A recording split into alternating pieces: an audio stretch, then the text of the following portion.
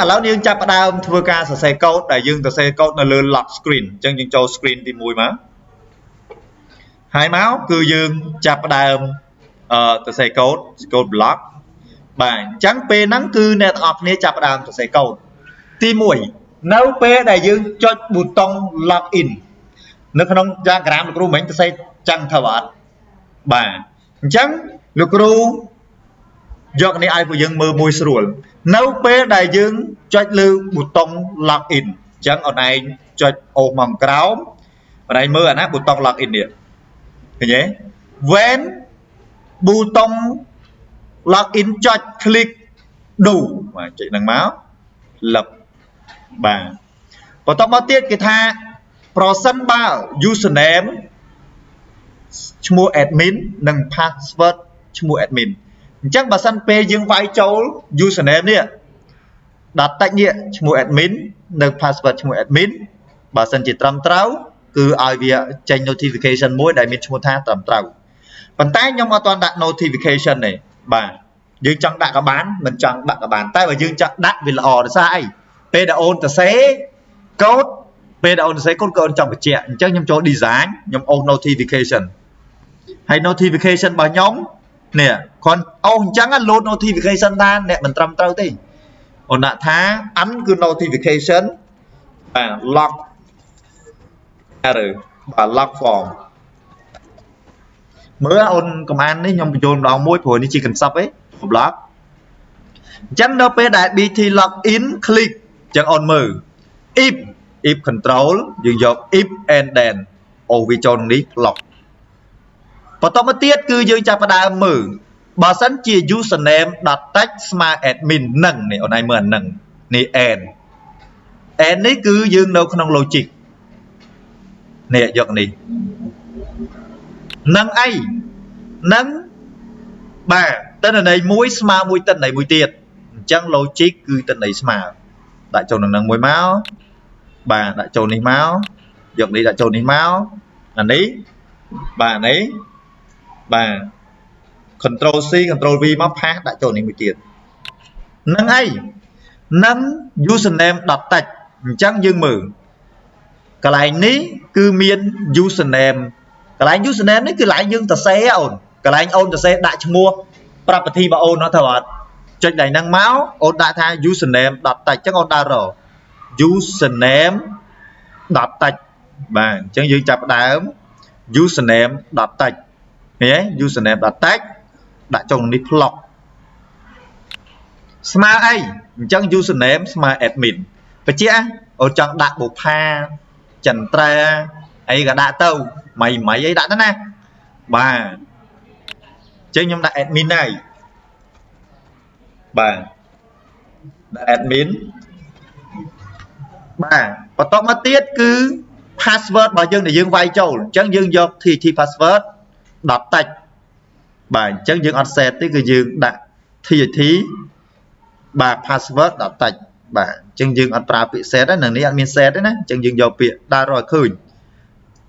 យើងអាច .c ក៏បានដែរណាបាទខ្ញុំចូលចិត្ត ជាងអញ្ចឹងយើងនេះដាក់ tt.text បាទបាទ password ឃើញទេអនឡាញមើលនេះឃើញទេ password អនឡាញសរសេរមកអនឡាញសរសេរ txt បាទគេដាក់ខ txt password បាទ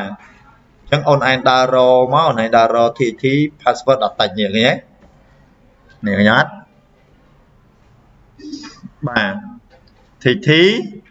អត់មែនអាហ្នឹងទេចូលម្ដងទៀតអញ្ចឹងលុបចូលនឹងនេះអញ្ចឹងយើងចុច txt password .text នៅឯណាទៅ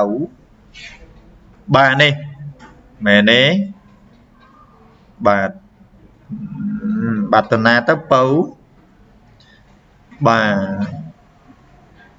នេះនៅណេះសោះអូវាចូលផ្លុកអញ្ចឹងមានលក្ខខណ្ឌណាកន្លែងហ្នឹងមិញកន្លែងលោកគ្រូគូកន្លែងដល់ទៀងទាត់អញ្ចឹងអានេះ copy មកអានេះ copy បានណាអត់អីទេប៉ុន្តែអានេះ copy អត់បានទេនេះស្មើ password 1 2 3អញ្ចឹងបើសិនជាវាលក្ខខណ្ឌនឹងត្រឹមត្រូវឲ្យបង្ហាញ notification មួយថា ពាក្យបាទពាក្យសម្ងាត់របស់អ្នកត្រឹមត្រូវបាទអញ្ចឹង notification នេះអញ្ចឹងយើងយក notification.show notification បាទខាងលើនេះគេដាក់ថា call notification call notification alert notice នេះដាក់ចូលមក plug មកដាក់ថាម៉េច copy តិចនេះបានអូនណាតិចហ្នឹង copy បានមិនបាច់យកមកពីនោះទេដាក់ថា your password and អីគេ and username password correct your username and password correct ភាសាខ្មែរត្រឹមត្រូវចឹងទៅបាទបើសិនជាវាអត់ត្រូវទេបើសិនជាត្រូវហើយចាំធ្វើម៉េចបើត្រូវហើយ open another screen នេះយើងចុច control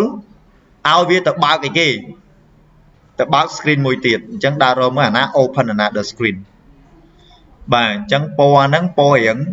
ងនេះលឿងអញ្ចឹង control ហើយនេះ screen យើងទៅ main screen ឃើញអត់អញ្ចឹងបើសិនជាពេលហ្នឹង unlock username password ត្រូវហើយគឺវា lock ចូល Facebook ឬក៏ lock ចូលកម្មវិធីយើងតែម្ដងចុះបើសិនជាខុស notification alert notice notification alert notice បាទនេះប្រាប់ថាម៉េចសូមអភ័យទោសលេខទូរស័ព្ទរបស់អ្នកខុសហើយយក password incorrect យើងដាក់មកបាទយក password incorrect ហ្នឹងណាបាទអញ្ចឹងអានេះខ្ញុំយកវាដាក់ក្នុងធម្មតាព្រោះខ្ញុំលែងត្រូវការវាហើយអញ្ចឹងពេលហ្នឹងអូនចុចបាទពេលហ្នឹងអូនចុច design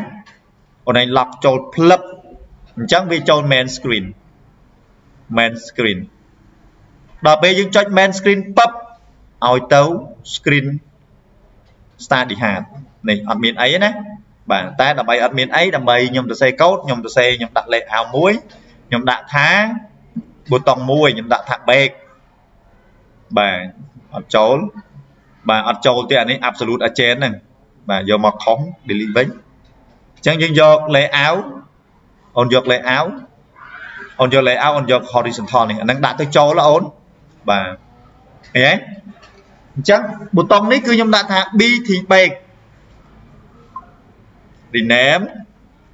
BT back ខ្ញុំសូមឆ្លើយ Telegram មួយ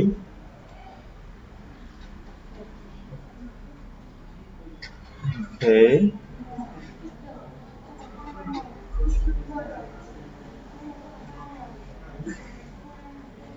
អូខេអញ្ចឹងកន្លែងនេះយើង rename ដាក់ឈ្មោះ BT Back ហើយតោះនេះប៉ុន្តែម៉ូនុយនេះគឺយើងចង់សរសេរវានៅក្នុងកន្លែងនេះមែនអត់បាទអញ្ចឹងយើងដាក់ back បាទអញ្ចឹងឥឡូវហ្នឹងខ្ញុំចុចនេះអ្នកនរគ្នាខ្ញុំចុចទៅលើ main screen អញ្ចឹងពេលដែលលោកគ្រូដាក់ថាកំណត់ម៉ោងសិក្សាចូល block បាទអញ្ចឹងយើងចុចលើប៊ូតុងអីគេមិញមានប៊ូតុង3 study hard មួយទៅអត់អញ្ចឹងយើងថា when ប៊ូតុង study hard click នេះយើងចុចលើប៊ូតុងហ្នឹងមកវាមានឲ្យឡើងហ្នឹង open another screen បាទ open another screen name បាទអញ្ចឹងពេលដែលយើងចុចអាហ្នឹងឲ្យវាទៅ screen study hard បាទអញ្ចឹង make sure ថាឥឡូវនេះគឺនៅក្នុង main screen អញ្ចឹងយើងទៅ screen study hard អញ្ចឹង screen study hard មានប៊ូតុង back when click ប៊ូតុង back យ៉ាងម៉េចបាទ open another screen អ្នកនរគ្នាសម័យមើលពេលអ្នកនរគ្នាប្រើប្រាស់ computer កូដសរសេរអញ្ចឹងអត់បាទសរសេរអញ្ចឹង back ទៅ back មកបិទដូចគ្នាហ្នឹងតែបើអត់សរសេរកូដទៅអត់ប៊ូតុងបិទនេះបើអត់សរសេរកូដក៏អត់ទៅដែរអញ្ចឹងគឺត្រូវមាន event driven ឲ្យវាបាទអញ្ចឹងឥឡូវលោកគ្រូ